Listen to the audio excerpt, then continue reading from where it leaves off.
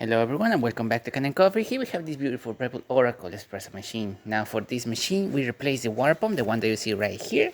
This one is from 2015.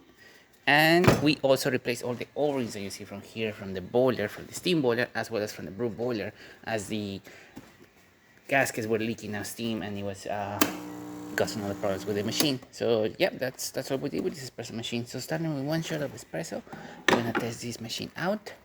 Then we're gonna use the steam and then the hot water, but let me bring a cup. Alright, so let's test it out.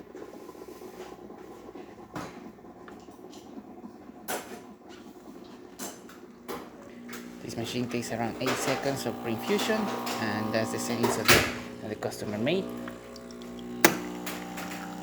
And as you can see now, the pump is at full pressure and is extracting the coffee.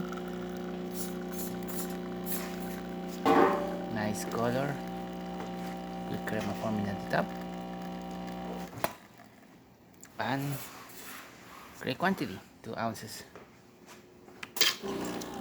Hot water is working perfectly fine. As you can see, it's a nice steady stream coming out of the machine, and the steam having excellent pressure coming out of the steam one.